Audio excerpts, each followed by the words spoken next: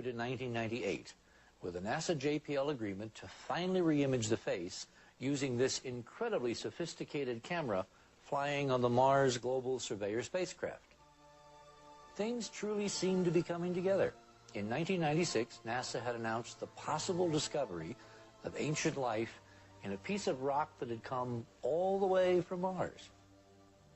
Finally, on the 5th of April, 1998, after almost a quarter of a century of waiting, we got from Mars Global Surveyor what should have been an exquisite, much higher resolution image of the face on Mars. Unfortunately, after JPL got through enhancing what came to be known in some circles as the cat box image, there was nothing left to see, which was obviously their intent all along. As you might suspect, NASA and JPL were not the only imaging experts to review the 1998 photographs. The image that JPL released to the media in 1998 is not at all a faithful representation of even the raw data, let alone what is actually there. Image processing experts who have now treated the image properly have shown that it does indeed look very much like a hominid face.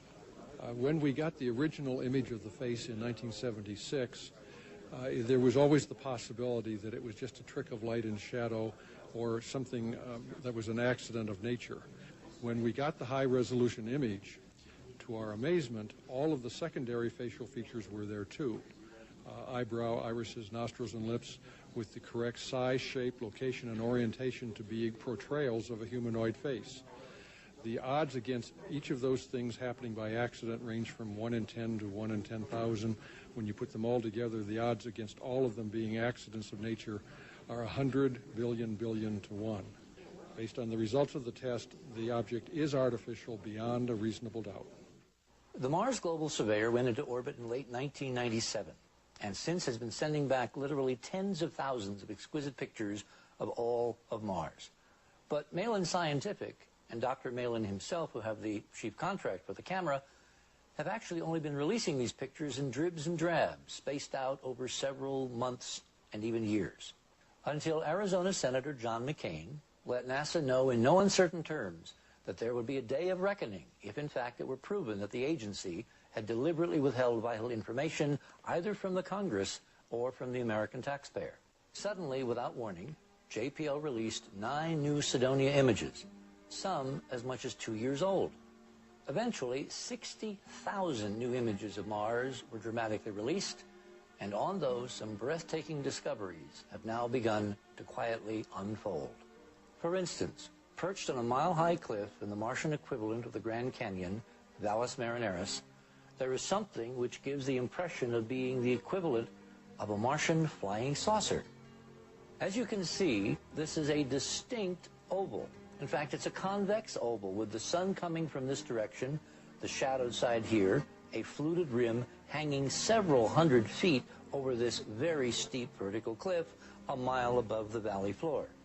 If you look at the image on the right, you can actually see that in addition to it being oval, it has a pointed front. And on the front, there are windows. In the back, with very interesting symmetry configuration, there appear to be the engines.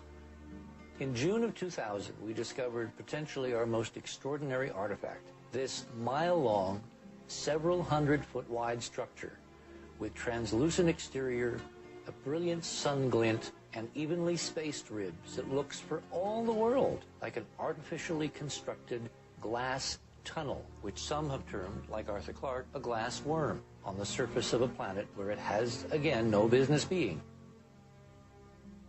We have over a mile-long, curvilinear, convex structure with these extraordinary ribs that appear to be some kind of structural support. And right in the middle, there's a brilliant sun glint and a darker shadow, indicating in the model that this is a constructed object, that maybe it's a transportation tube. And this little thing, which actually is several hundred feet wide on the scale of the photograph, is perhaps a car, trapped in the middle of the tube when whatever disaster hit Mars and broke the tube at this point hit the planet. It's sometimes hard to gauge what's going on Mars from a two-dimensional photograph, so what we did was go to one of our Enterprise mission colleagues, Chris Joseph, and ask him to submit this image to a shape from shading algorithm. What that allows us to do is to recreate a three-dimensional construction of the two-dimensional form. And what we clearly see is an undulating glass-like tunnel with a sharp break at the position of the car, continuing on down the valley, as one would expect of a greatly eroded ancient artificial structure on the planet Mars.